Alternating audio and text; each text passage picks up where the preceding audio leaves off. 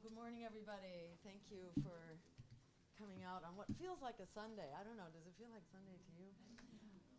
We had 2 fire drills in my dorm. Did everybody do that? Yeah. One late last night and then one kind of early this morning. So it feels like that's sort of the state of the world right now. You know, we're in a big fire drill right now because, in fact, you know, the world is on fire. Our political system is on fire.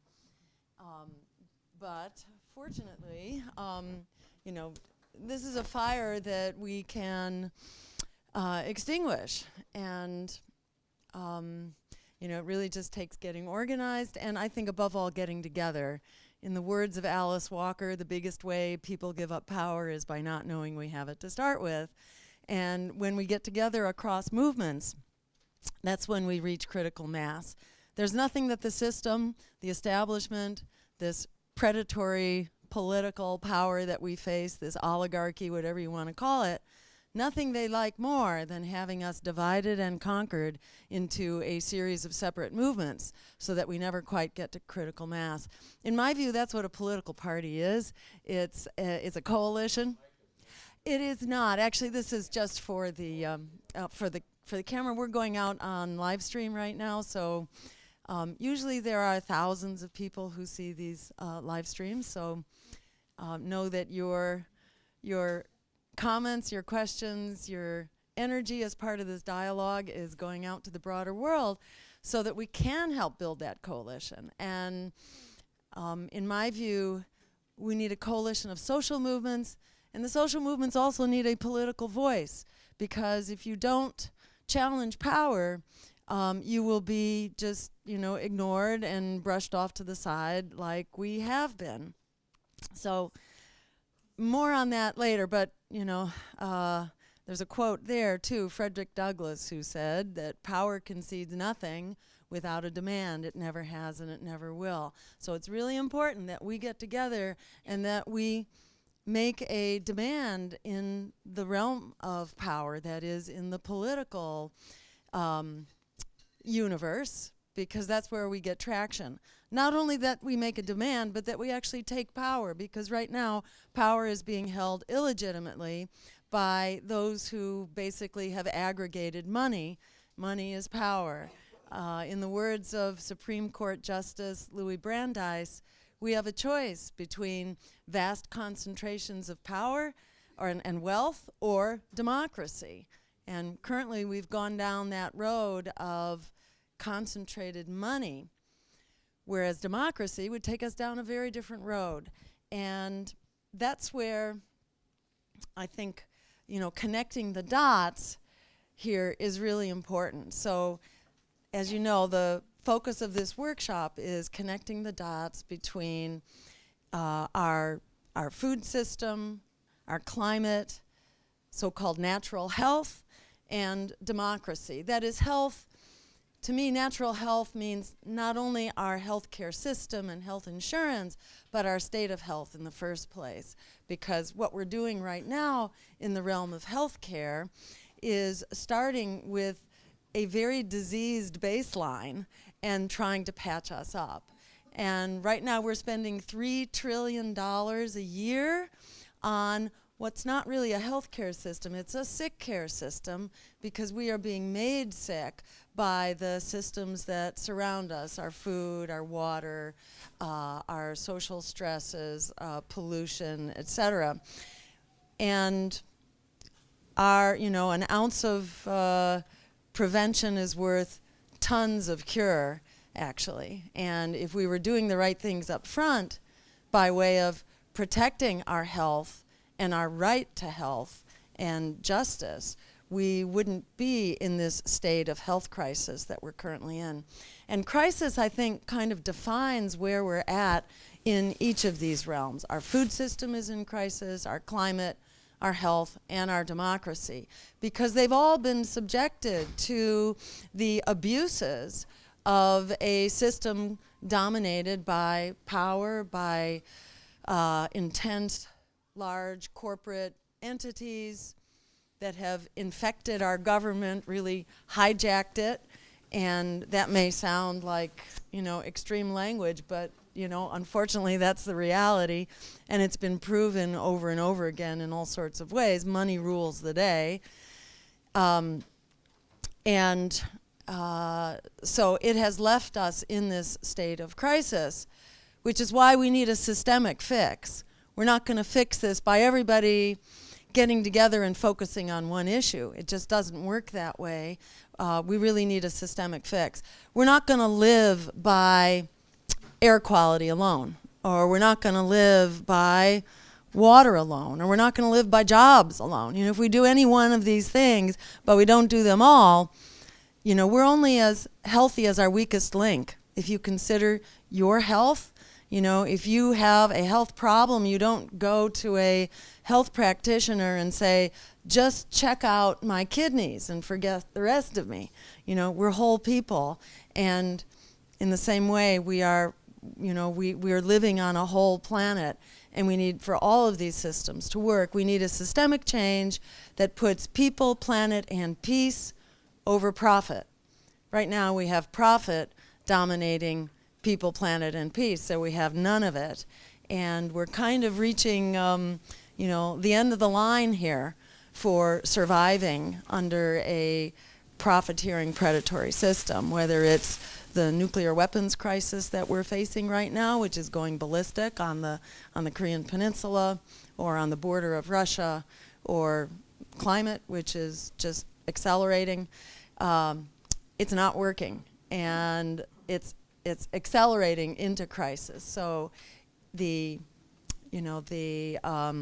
imperative to stand up, to organize, and to organize together where we can actually get something done, really becomes overwhelming.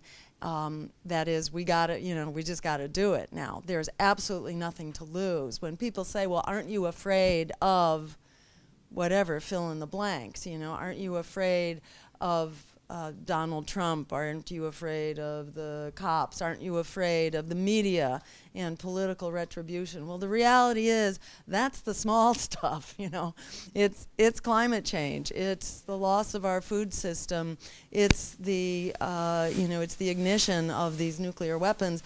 That's what we need to be afraid of, and the biggest thing to be afraid of is standing by and letting it happen. If we don't activate, we can be sure where we're going. But if we do get active, the power is in our hands. We have the numbers, we have the solutions, we have the moral high ground here. Just looking at the number of people trapped in predatory student loan debt alone, the number of people in student debt, 44 million, that's enough to win any three-way presidential race right then and there, which is why they work so hard to silence the voices of our green campaign, because we were the only ones saying we need to bail out the students and make higher education free. So when the system is working that hard to silence you and to demonize you, you know that you're doing something right. So nothing to be afraid of except fear itself and our own potential to be intimidated. Don't let them make you go silently into that dark night, because by standing up, we change the future. So real quickly, the state of crisis in each of these domains. As you're well aware if you've come to this workshop, you know what a crisis our food system is in, that it's been corporatized, it's become a very insecure and toxic system in every way imaginable, especially for those who consume the food, which is highly processed, which has nutrients taken out of it, which does screwy things to our bodies. And the more it's become corporatized and profiteered, that is, it's being run for the profit of the agribusiness industry, the sicker we're getting as a society. But just to mention, the food system is not working for farmers either. Hundreds of thousands of farmers, for example, in India, have committed suicide over the past decade because they're being screwed by the GMO system that essentially takes their their livelihood and their right to farm away from them, subjects them to ever higher levels of pesticides. And that's true with the whole GMO system. When crops are genetically engineered, almost entirely the system is about engineering to be pesticide tolerant. And that means huge amounts of pesticides are being used. There are now detectable residues in the foods themselves, not to mention the exposure of farmers and communities and all of that. And this stuff is toxic. The major pesticide, Roundup, glyphosate, has recently been established as a probable human carcinogen by the United Nations Scientific Agency. It was supposed to have been reviewed by the EPA. I don't know if people followed this, but recently, talk about collusion. There was communications going back and forth between EPA officials and Monsanto officials, basically arranging that glyphosate would not be reviewed. It was supposed to have had a scientific review. Also, GMOs themselves, the seeds, they have been deemed not substantially different, or put it this way, not a different kind of food. So they have been untested. When people tell you they're completely safe, that's not true. The testing is, strictly voluntary and done mainly by the industry, which has a huge conflict of interest. So it's all a big question mark as to what the health impacts are. But there's no question about what the health impacts of glyphosate are, and what the environmental risks are of putting these genetically engineered seeds out into the environment. And there's no question, perhaps the biggest risk of all is reducing seed diversity. Nature loves diversity, and that is nature's insurance policy. But when you have a small handful of corporations that have reduced thousands of seeds down to 3 or 4 seed varieties for corn or for soy, it's an extremely dangerous situation. So on all counts, our food is in a state of crisis. Our climate, I think nobody needs reminding, is in a state of crisis. There was a report put out, well, actually 2 really interesting reports. Last week, there was a report put out about the 6th great extinction, hardly touched by the press, reviewed by the Real News Network, so you may want to check that out. And it's still up on their main page of recent articles. And basically it says what most of us don't have to be told, which is that the Great Extinction is proceeding much faster than, quote, we ever expected. I have to say, who's we? We is the industry and its PR campaign. But this thing is moving very fast. 30% of elephants have been lost in the last 7 years, and elephants are expected to go extinct in the next 1 to 2 decades, along with lions and tigers and many of the large mammals and the great apes and so on. We're losing huge chunks of biodiversity. In the past century, I think they say, we've lost 50%. That's just in the last century. What took billions of years to create is being lost in the blink of an eye at the rate we're proceeding. Extinctions affect everybody. In a great extinction, humans will not survive. So if this is allowed to continue, we're out of here, maybe by the end of the century. Potentially a whole lot earlier too. Eliminate bees and there goes our food supply. And that's just, one piece of it. This isn't, and again, extinctions are part of the climate crisis. There are other things contributing to extinction, but they're all fixable. They're all fixable. If only we had a driver in the driver's seat who was working for us and not for multinational corporations, the right thing could be done in the blink of an eye. And we'll come back to that in a minute. Our health is part of this crisis as well.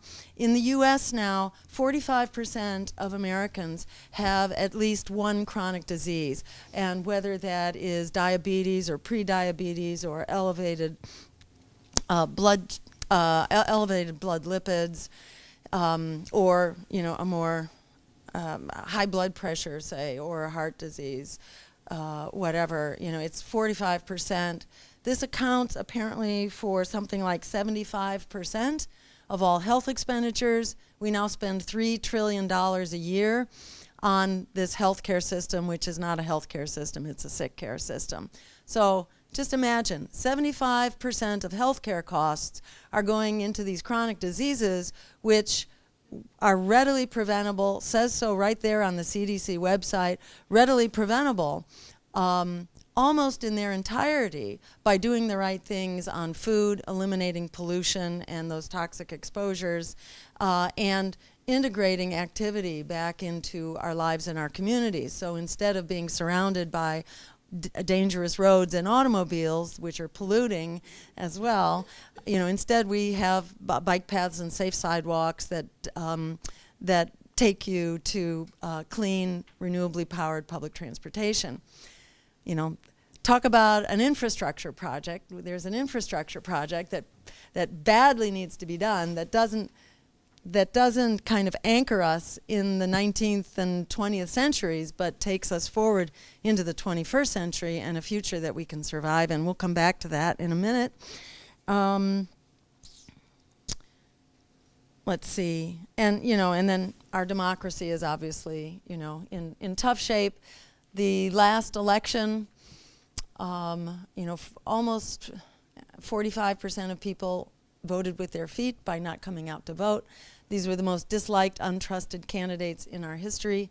90% of Americans, according to an AP poll done early in the campaign, actually 90% of Americans had lost confidence in our political system. So, it's no wonder that they limit us to just two choices, because, if we had more than two choices, we would really be changing things. And with all the contention inside of the Democratic Party right now, the expectation, first of all, that Bernie Sanders raised, he was shot down, he was sabotaged, and he wasn't the first one.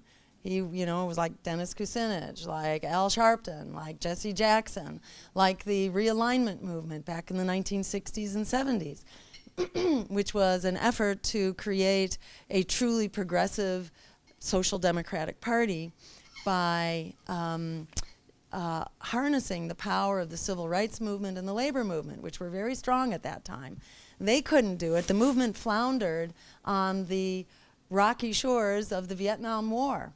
Well, that war basically continues in one form or another. It's a bipartisan economic development program. We have endless war now, and the only thing we have to show for it is, failed states, mass refugee migrations, and worse terrorist threats. So the prospects of reforming the Democratic Party, I think it's just good to be forewarned long before we get into election season that there will be another Pied Piper put out there. And that's not to demean Bernie Sanders and his genuine vision. He has it, but he's part of a system. And that system will devour us if we allow it to. So I think it's just good to get your guard up long in advance to know that independent politics is really a critical part of this solution. Don't be led back into the Democratic Party. Fool me once, shame on you. Fool me twice, shame on me. Fool me 100 times, really shame on me. Especially when we are about to go over the waterfall, you don't have time to get fooled again, if you know what I mean. We can talk more about that later. But quickly, I want to move to some very convergent solutions here, because we can fix this kind of in the blink of an eye. And let's see, just keeping an eye on the time here. And I'll go through this quickly because I'm sure that Ronnie's going to talk about it some more. But regenerative agriculture is a very key part of the solution. It's good for people. It's regenerative agriculture is basically, it's organic agriculture, but in addition, it adds in sort of a no-till strategy, which reduces the carbon released from the soil. It also reduces erosion. It introduces crop rotation, so you're rotating your crops, and also rotational grazing, because livestock are a key part of putting the carbon back into the ground. The soil is supposed to hold carbon, but our agriculture system, our deforestation, our planting of palm oil trees and so on, we've really eliminated a huge portion of that reservoir of carbon in the ground. So it's not only that we're burning fossil fuels, which is a major driver here, and I think is the major driver, arguably. We've been emitting fossil fuels for a long time, but we have basically eliminated one of nature's leading compensatory systems, and that is the ability to take that carbon out of the air and get it back into the ground. Agriculture is a great way to do that, especially if you add in the livestock, whose manure is also helping get the carbon back into the ground, and then their action of trampling on that manure, but not too much, because if you do it too much, then you're compacting the soil, and that's why you need to rotate. Also using perennial crops. And it's even the USDA, the U.S. Department of Agriculture now, which is acknowledging this, that we should be transforming. Well, actually, they don't go so far as to say that. We should be transforming our agricultural system entirely to a regenerative, climate-protecting form of agriculture. And in fact, the statistics show that if we were doing that to all cropland, it would basically bring down 40% of our annual emissions of carbon. 40%, that's huge. It's like overnight we could reduce our carbon emissions by 40%. It's like there's a goal in Congress right now, this inadequate bill that is the best that Congress has been able to, well, even a small fraction of Congress has been able to move forward, so-called 100% by 2050 to get to 100%. Well, we could get there if we really focused on transforming agriculture. We could get there almost overnight, or maybe in 2 or 3 years. 40% reduction by converting cropland. And in addition, if you also convert pasture land, so if all global pasture land was also converted to a carbon-intensive, climate-protective mode, then that would bring down an additional 70%. So we would go into negative carbon emissions even without doing anything. It's important that we fix the carbon side of it, and it should be fixed intensively, and it can be fixed intensively, but we should be doing both. Right now, we are really, our future is hanging in the balance. We should be declaring a state of emergency, a climate emergency, and an economic emergency, because for most people around the world and in this country, economic survival is extremely precarious, and people will not prioritize tomorrow's problem when they don't have a roof over their head today. So it really has to be married together as a solution of economic justice, justice for working people, justice for the workers in the fossil fuel industry and in the weapons industry, so that we're creating this economic revolution at the same time that we are creating a climate revolution. Those two things are married in our proposal from our campaign from the Green Party called the Green New Deal, which essentially is an emergency jobs program. And we always put the jobs piece first, because that's where the minds of most people are when they're trying to figure out how they're going to keep the roof over their heads. So it's a jobs program which also solves the climate crisis in one fell swoop. So it's essentially 20 million jobs, which creates a job for everyone who needs it. It's a job at a living wage. And it's a job that focuses on one of four things: making the energy system renewable, 100% clean renewable energy by 2030 is the deadline. and it needs to be that for a whole bunch of reasons. The U.S. Conference of Mayors just last week, I think, came out endorsing not 2030 but 2035, which is pretty great. We used to be told that 2030 was like ridiculous and just off the charts, but now everybody's kind of recognizing this is what the science says we have to do, and it's what we actually are capable of doing. If we just put our money into a food and energy system and a transportation system that will save our hides, instead of spending half of our discretionary dollars right now on wars that make us less secure, not more secure. How crazy is it that we're spending half of our discretionary dollars fighting over fossil fuels, essentially, and rare resources, when instead we could put those same dollars into making these fights unnecessary and obsolete by ensuring that we have a sustainable and abundant energy system that also protects our water and our food, etc. You know, it's like we have a choice here between a win-win or a lose-lose. Which is it going to be? It's like you have to be a brain-dead corporate profiteer or a politician sponsored by them to not get it. And there are enough people who get it and who see that their lives depend on fixing the economic crisis if they don't understand the climate crisis. But most people do now, you know, but people prioritize their survival till tomorrow. So we have to fix the economic crisis at the same time, obviously. And I do just want to note that regenerative agriculture also puts the water back in the soil.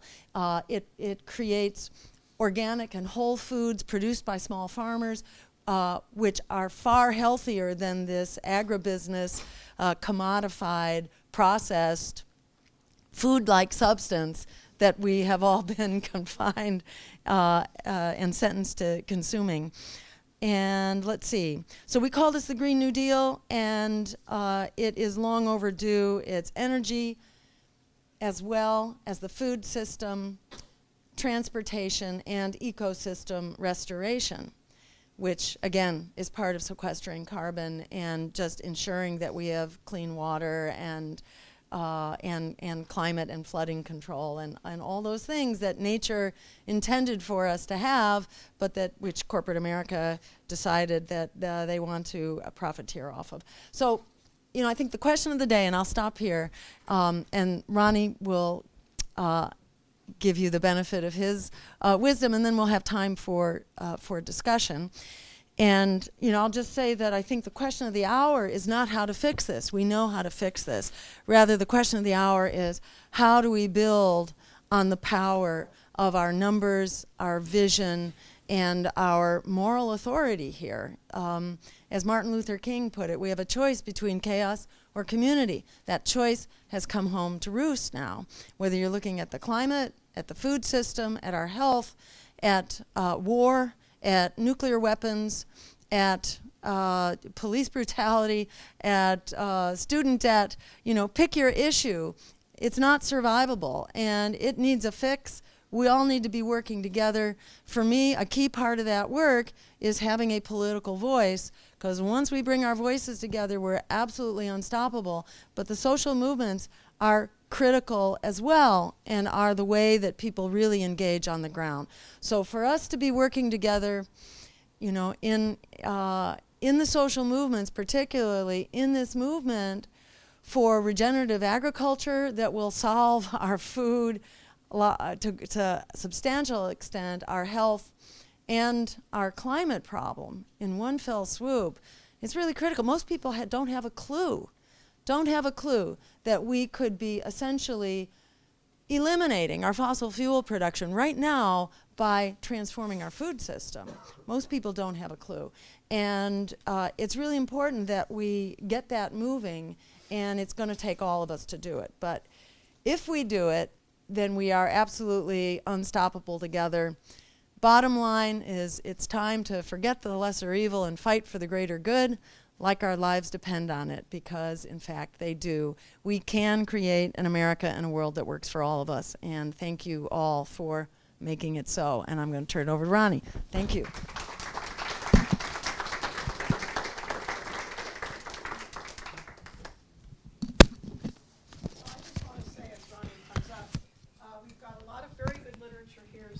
just recently produced by the Organic Consumers Association. And I just got an email telling me that Mike Yule, who is going to be the speaker at 1 o'clock on emergency call to reject false solutions to global warming, I'm going to ask Ronnie if you might be available at 1 o'clock to continue the conversation on regenerative agriculture as not a false solution, but a real positive solution. So that we will have Ronnie then at 1 o'clock, and that would be in 145 Blagan. So we could continue with Ronnie at 1 o'clock at 145 Blagan. Thank you very much. Thank you very much for having me here, and thank you very much for your lifetimes of activism here. We're in an amazing group of people here in Minneapolis today. This topic of connecting the dots, I mean, if you look at the program for this conference, incredible workshops, you know. The challenge is how do we create a synergy between all these different movements? And I spend half my time, I have the last 7 years, working in Mexico, and half my time in the United States. I've always worked in global marketplace pressure campaigns, but I got real serious about it in the last 10 years. And so the perspective I'm coming from is also, how do we connect the dots between the global grassroots to have a world revolution? I mean, people in Germany, Karl Marx and others in the 1850s, they were starting to talk about, well, we got these enormous problems. How are we going to solve these problems? I mean, they were in a different tradition, a different time, but the basic idea that we need a global grassroots unified movement, they called it an international, you know what? That's still true, you know. And I think it was very difficult, more difficult than Marx or Rosa Luxemburg or any of our other predecessors understood, to bring this about, this global solidarity and cooperation and mobilization, inspiration of the grassroots. But it's ripe now. We can do it now. I mean, what do people in every country of the world have in common? They hate their governments, you know. They hate the oligarchy that's ruining their lives and ruining the world. We all have this in common, you know. I mean, I've been fortunate enough in the anti-GMO movement and the food movement to be able to work with activists from all over the world and go to all these conferences. And what I see is, like, I love my counterparts in Russia, you know, who are working on food and farming issues, you know. And, you know, I really like the RT television network, you know. They're the only people that ever invite OCA to come on, you know. And what they tell you, these RT journalists, wow, what about this, you know, what about Putin and the government? They all say, don't believe a word we say about Russian domestic politics. Don't believe a damn word we say. And that's what the Al Jazeera journalists have told me too at these climate meetings. Don't believe a damn thing we say about Qatar. But we have the freedom to do what CNN reporters can't do in covering the rest of the world. So, you know, I mean, what have I noticed? Iranians, we've got some Iranians coming to our Regeneration International Conference next month in Mexico. We've got people from China. Our co-director, Andre Lowe from Australia, he just got back from North Korea. He's been there a number of times. I guarantee you, the people of the world feel like we do. They just don't know what to do about it, you know. And it's scary when you start talking about a marketplace campaign, say with China. Like, China's buying 80% of the GMO feed that's coming from South America, that's ripping down the rainforests and turning, you know, whole countries into soya plantations, you know, destroying their health at the same time. It's like, there is no way we can stop the destruction of the Amazon, the lungs of the planet, as long as Chinese consumers and European consumers keep unthinkingly buying factory farm meat when they go to the store or to the restaurant or so on. And yet you have a real dilemma. You start working with activists in China, I mean, they can be put away for 20 years, for doing a press conference with us, where all we're talking about is food safety and how maybe you don't want to buy this crap from the U.S. and so on and so forth. So it's a different situation. Obviously there are differences amongst us, but we need to start talking again about this. There's a new international. It's a green international, and we are part of that. And as U.S. citizens, I always have to remind people that, like, what we do is so important. When Trump won the election, or won in quotation marks, because the Democrats were so bad that 92 million people didn't even vote, we depressed the whole world. I was at the climate conference in Marrakesh, that morning, and it's just like, people from 200 countries were in shock. And I remember the call to prayers in the mosque right next to the house we'd rented there. About 30 of us were staying together. It's like that woke me up. And then, I looked at the computer and there were emails coming from all over. Trump, stole the election or won the election, whatever the hell you want to say. It set people all over the world back for a while. Okay. But I'm happy to report that I think people are over that now. They're starting to understand that most of us in this country are not like that, and that there's a lot of confused people, and that we can create this global solidarity and cooperation we need.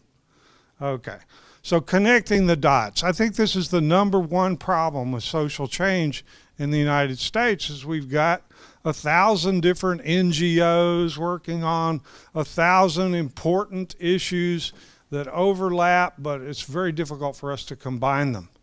Probably the biggest connecting the dots is we got people who are involved in electoral insurgency over here, right? And then we got people working on issues over here. It's like, if we don't bridge this gap, we're in trouble. And I've been asking people at conferences lately, how many elected political officials do you think we have in the United States? Elected and appointed political officials. Does anyone have an idea? No, I'm talking about local, state, county, conservation district boards, school boards, park boards. There's 519,000. I asked some of the leaders of our revolution, the Bernie offshoot, questions about this. It's like no one guessed above 50,000. It's like we got a huge electoral system in this country that, a considerable amount of these 519,000 are not even partisan races. It's like there's nothing preventing us from stepping forward with the Green New Deal in our local communities and getting involved if we're not already. I'm sure we're all involved, but in general, people aren't involved, And then when I go to the Bernie, the People's Summit a few weeks ago, I was there in Chicago. Like I always go to those. Like I've been going to these for 50 years, and it's like from the podium, lots of wisdom, lots of important issues. Was the word food, farming, and land use ever mentioned once? No. No one brought it up. Okay? I'm glad that we're all talking about racial and economic justice, But the point I'm trying to make is like, all right, we got this climate crisis that's going to do us in pretty shortly. Christine Figueres from Costa Rica at a conference I was just at recently said, we got to turn things around in 3 years. Start turning things around. 3 years we got before there's a great possibility of runaway global warming. Okay, swallow the alarm clock was the term she used, which I thought was good. We are starting to turn things around. 10% of the energy in the U.S. is now renewable. We're going to get to 100% renewable before 2050 if we will pay attention to food farming land use, in this equation. But, okay, how are we going to solve the climate problem? I'm not talking about mitigating it to where only, 1 billion people become climate refugees 30 years from now, which is the end of the world. I mean, it's like we can't deal with what's going on right now, I mean, what are we going to do when Pakistan and India start have a nuclear war, over the water, when Bangladesh starts going under, it's just like we can't deal with this. This is not a question of we're all going to die of heat stroke. We're probably going to die from nuclear war. It looks like, again, the old thing we were worried about. I mean, I had to crawl under the desk when I was in high school in these nuclear war drills because we were that close to nuclear war in Cuba. I mean, we literally dropped depth charges from U.S. naval vessels onto Russian submarines below. Luckily, they weren't placed very well, and luckily certain Soviet commanders refused orders. We would have roasted back in '62, then. And we're going to roast again at this rate. It's not going to be set off from a typical war, but it's life and death. So anyway, we got to deal with this. Okay. But we're not talking about mitigating global warming. We're talking about reversing global warming, reversing deteriorating public health, reversing rural and urban poverty, decreasing conflict and war, We have to have a regenerative vision, okay? Some of us came up with that term at the New York Climate March 3 years ago. Vandana Shiva and myself really pushed hard in our new coalition, Regeneration International, to call it that. There were other terms, some of our organic comrades wanted to say agroecology, food sovereignty. I mean, there were a lot of good terms that people put forth to describe this new global movement that we need. But regeneration really hit the spot because it's not a new term in a way, but it's a new term to describe this is 21st century sustainability. Sustainability, the terminology, still a good term to use in discussion, but it's been co-opted by the global corporate elite. And we can't sustain disaster and think that's going to be enough. So, okay. I think it is very important that we understand how we're going to solve this problem. How could we possibly reverse global warming and get back to a normal climate, normal rainfall, less wars, reverse the desertification, restore rural communities, get a sense of purpose again in advanced industrial societies especially? All right. We got 7 billion people on the earth now, and it's going up fast. Okay. Well, I'm very interested in 3 billion of these people especially because there's 500 million smallholder, small farms left in the world. 500 million. Okay. That's the farms. That's not the people on them. There's 200 million small herds people or small ranchers. That's 700 million entities. Okay, and there's 4 or 5 people at least connected to each one of those entities. There's a lot more. There's 3 billion small farmers and rural villages in the world, at least. Okay, and there's also 50 million industrial farmers. We used to think of them as only in the global north, but I mean Argentina, Brazil, much of the global south is now being dominated by this chemical intensive, energy intensive, convenience food, multinational controlled food system. So we got 750 million agricultural producers across the world, 50 million of whom are industrial farmers. We have to get them to raise the food and take care of the animals and take care of the land in a different way, or we are done.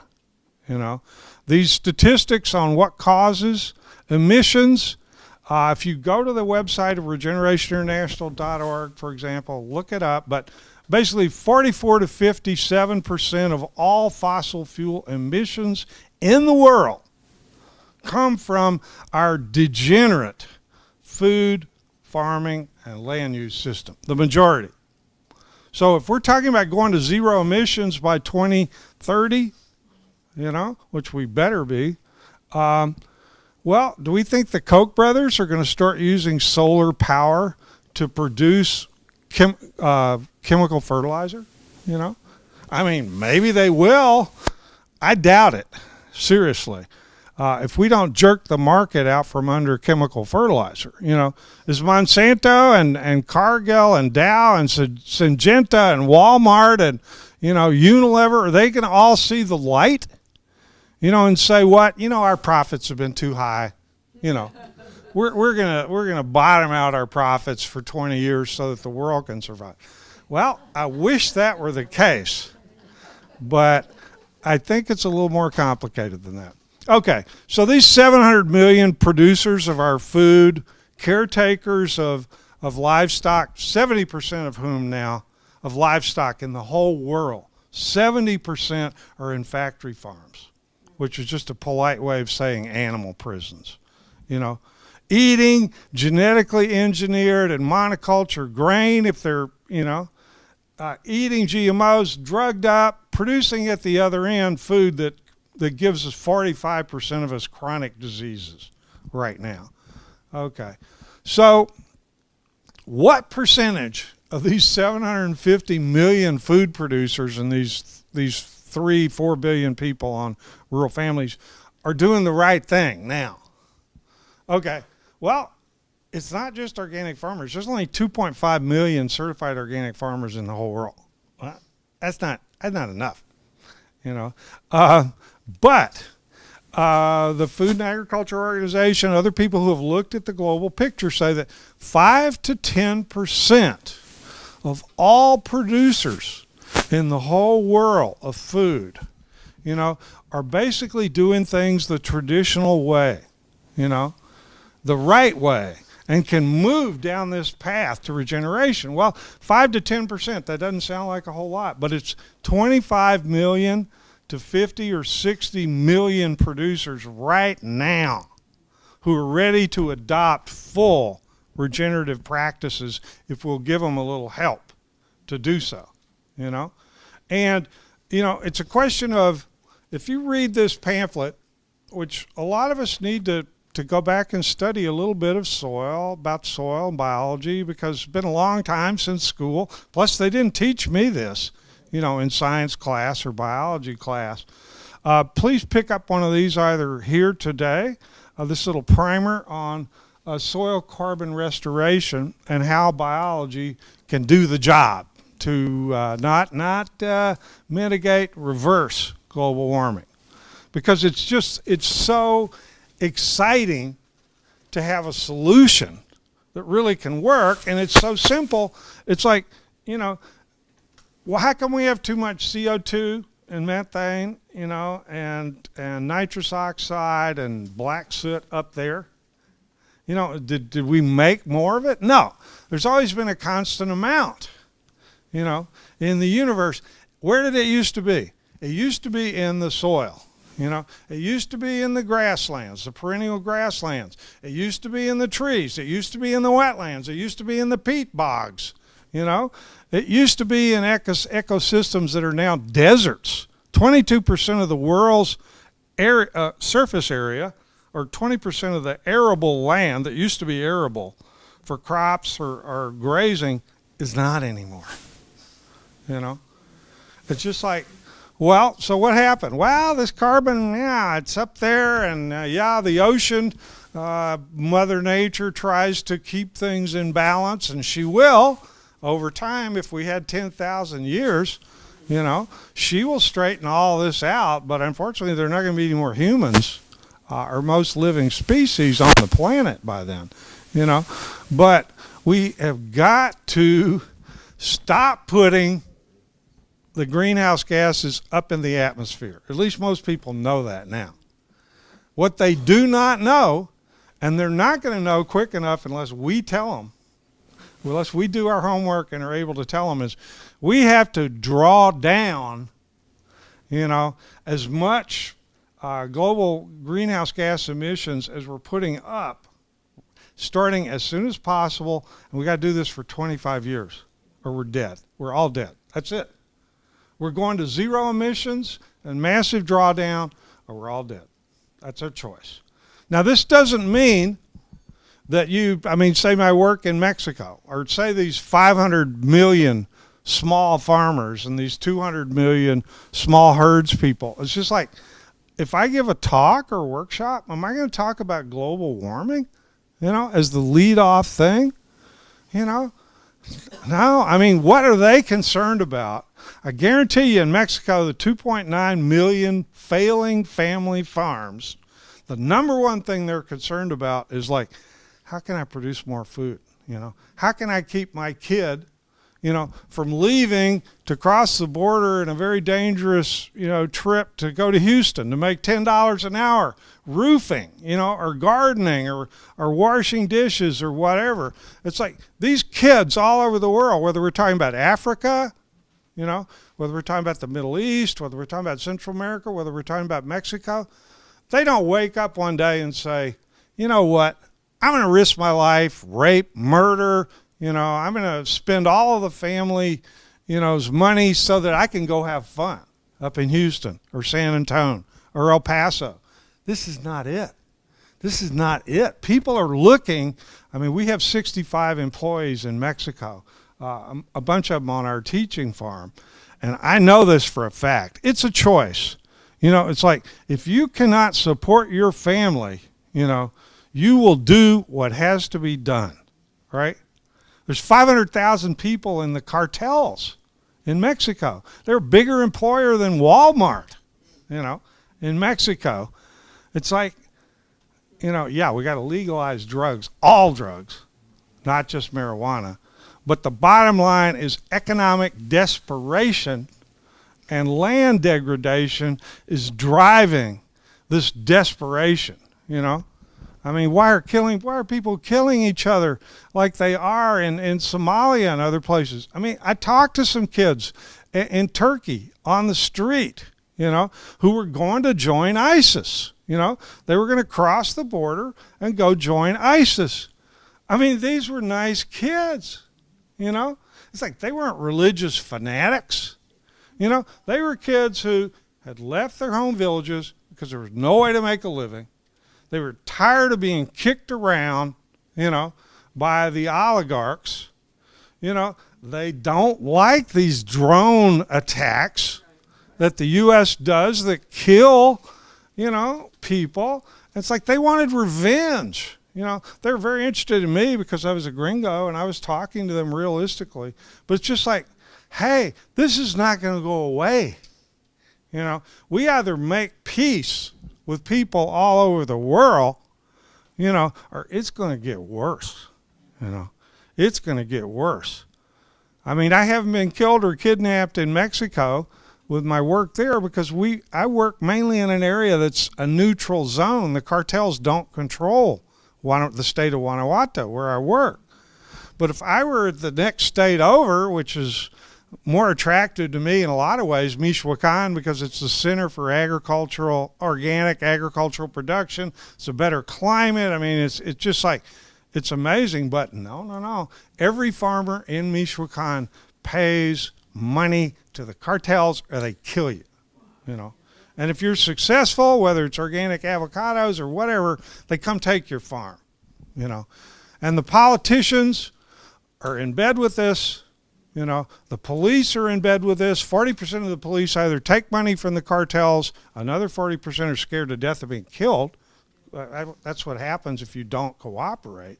You know, and then 20% of them are trying to do their job, whatever. we have got to address, this is not a question of saying food, farming, land use, and climate are more important than economic justice. It's connecting the dots, you know.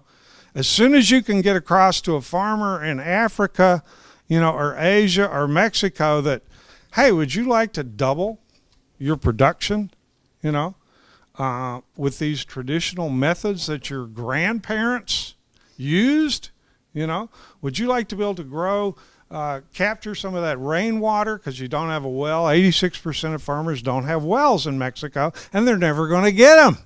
Never.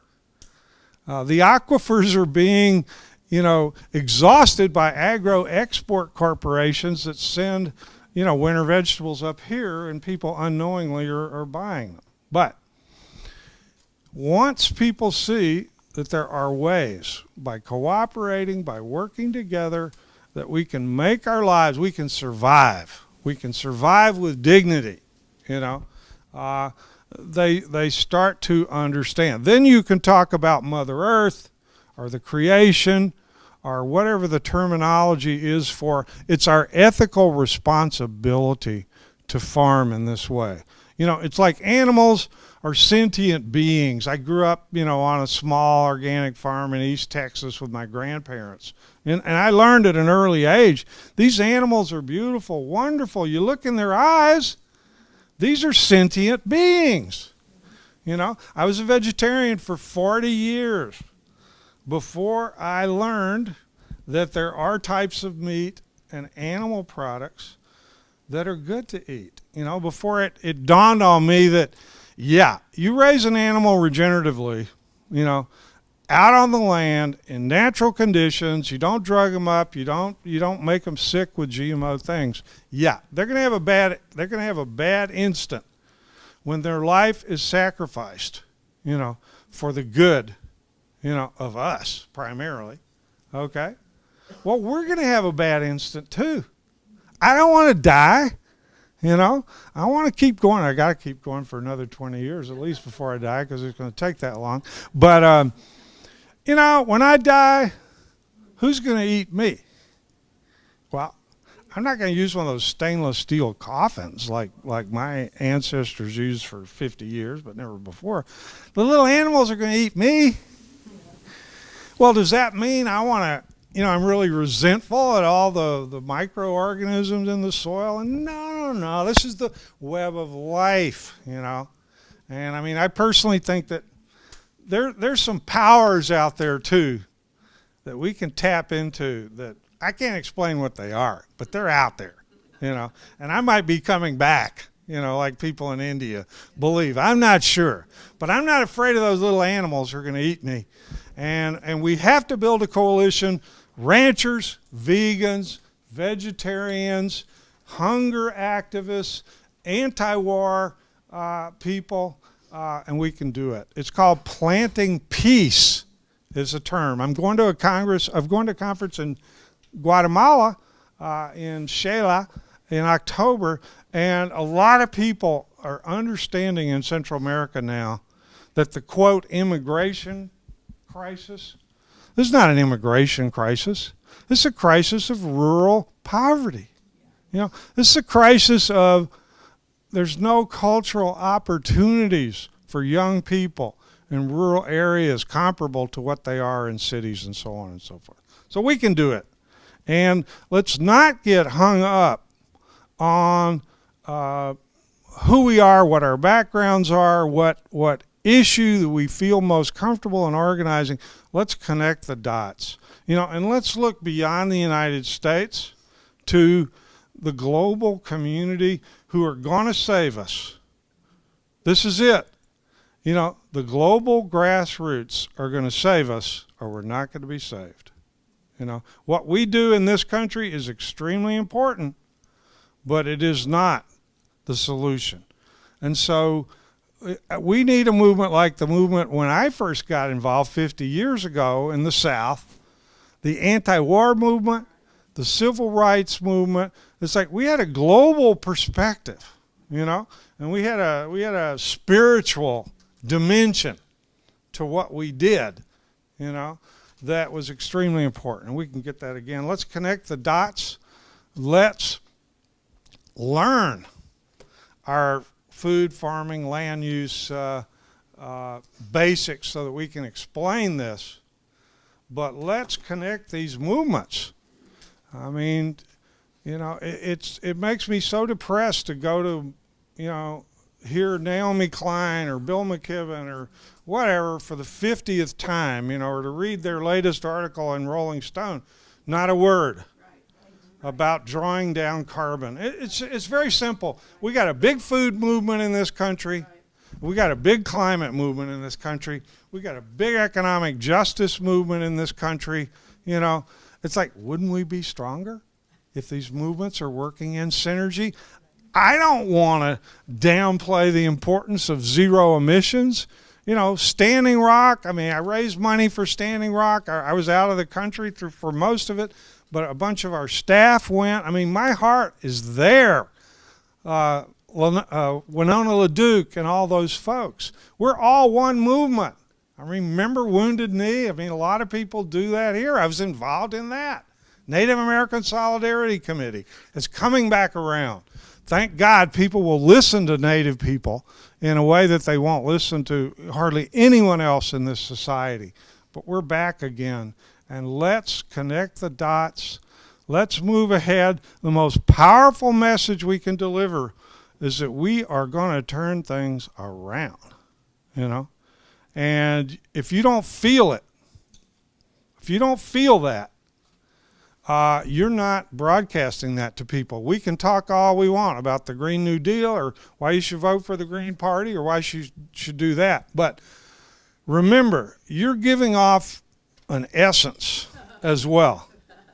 People can tell, like my 19-year-old son told me, Daddy, he said, you know what? Young people, we know about the climate crisis. He said, the problem is most of my friends don't believe it can be solved. You know, it's like they're on the internet. They see all this information. You know, I mean, they've cut back on going to McDonald's and stuff like that. The millennials are doing a lot of good things. But the lack of hope is our number one problem in the world. And the only way we're going to solve that problem is like the old populist movement, you know, 100 years ago. Well, they had 40,000 people, they call them circuit riders, you know, who went out every day, you know, and preached the message of democracy and overthrowing the corporate tyranny, right? This was every day in a population much smaller than this. I remember when I was young and radical and about to get into some serious trouble during the Vietnam War, I met this old IWW, International Workers of the World, organizer in Buffalo, New York. And this guy was like, this was in the 60s, right? He was like 80 years old, in his 80s. And I said, you know, because I didn't have anyone to talk to about what movement building and so on very much. I mean, I had a few friends who had been in the Communist Party in the 50s, but they were talking in a way about Soviet Union that didn't appeal to us in the 60s. So I asked this guy, I said, well, how did you do it back then, you know? And he said, oh, you know, he said, you know, we didn't have much money and we didn't have cars. He said, we used to hop freight trains. Yeah, well, that's cool. And they'd hop freight trains, and he said, you'd hop on a train, and you'd get off at a town, you know, and you'd organize the workers, you know. And once you got really successful, they often chased you out of town. He said, but you just hop a train again, you know, and you go. And I said, well, what did you do for, like, food and places to sleep? And, well, I mean, there were always people, he said. I mean, it's just so, you know, they believed in it. You know, they were part of a mission. They weren't just worker rights people. They weren't just racial justice people. They were anti-war people to the core. You know, that's the reason why we rounded up 20,000 radicals. I think it was New Year's Day, 1920, the Palmer raids. And most of them were immigrant organizers, you know, the Wobblies that we got to know in the 60s. And so that's it. I mean, once you feel it, you know. And once you can communicate some of these ideas, how we connect the issues, I believe we can do it again. There aren't very many young people in this room, but there are young people ready to hear this message, and we can't pass it to them, because we don't have time. We are going to get the job done, you know, with the global grassroots of the world, including young people, or we're not going to get it done. So you are the leaders. You are the people that we've been waiting on. And as soon as you can look in the mirror and say, I know what to do. I know how to connect the dots. I know how to do this and this and this and this. Let's do it. Thank you.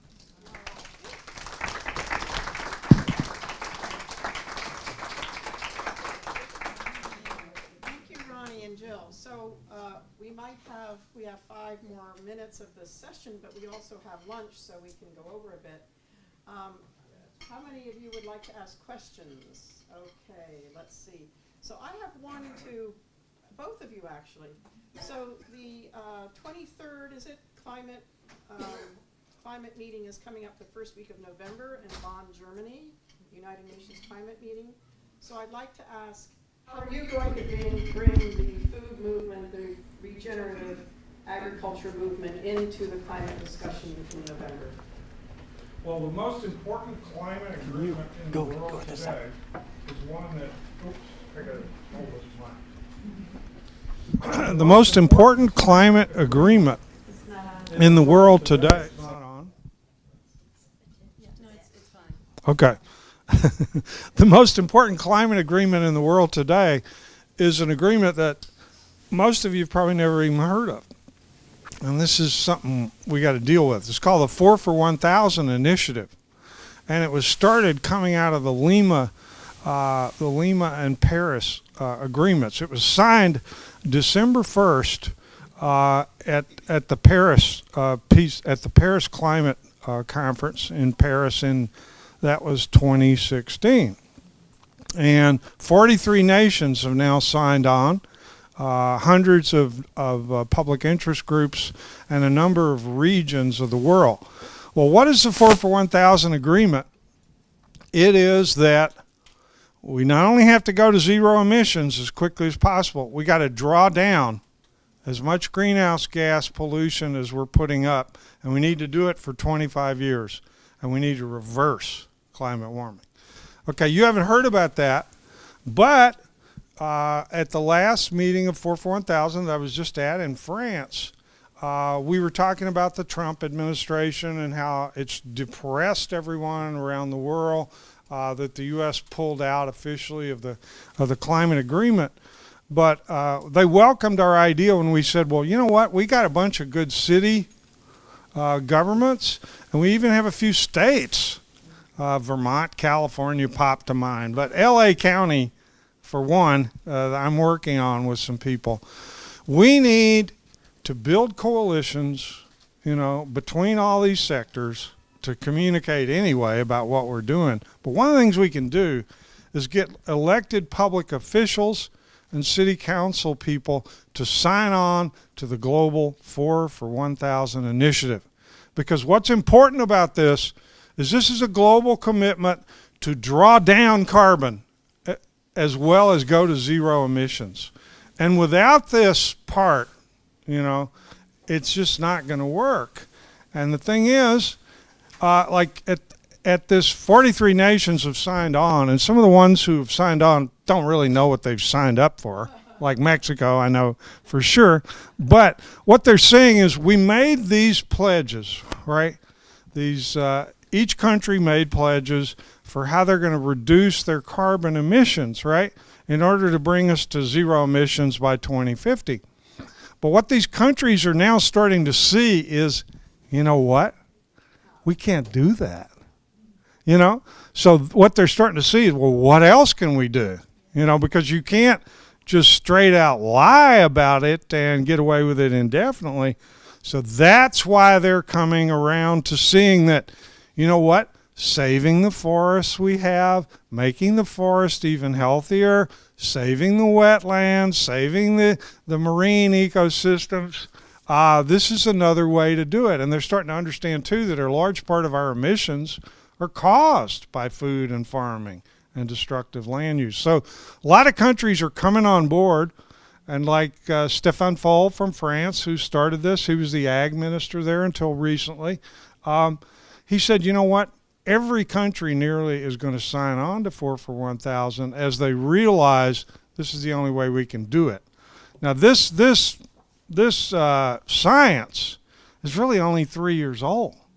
I mean, the first time we started talking about this was at the New York Climate March. It's only 3 years. No one was talking hardly about massive drawdown, sequestration, regeneration, so on. In just 3 years, it's a lively conversation.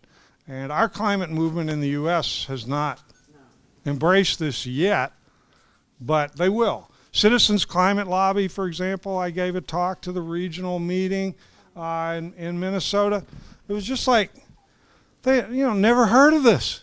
But every one of these goes, and as soon as people hear about it, where do they sign up? So that is, we have got to make this 4 for 1,000 initiative understood by people. The whole world is starting to pledge that we're going to zero emissions and we are going to rebuild soil fertility in the forests and revitalize rural communities and so on. They say one thing progressives never talk about is population control. I wondered if either of you can address that. Well, the thing people always tell me in the developing world about population control is you could start with the fact that y'all use 10 times as much energy in the United States, every one of your kids. So I had 10 kids, even though he's just one guy. He's tall and he eats a lot and so on. But it's like having 10 kids. I already had my 10 kids. That's why I didn't want to have any more. But the other thing is that people are, there's a direct correlation. Paul Hawkins' new book, Drawdown, one of his chapters is on women and family planning and so on and so forth. Basically, the empowerment of women, is the key to how many kids are being born. But if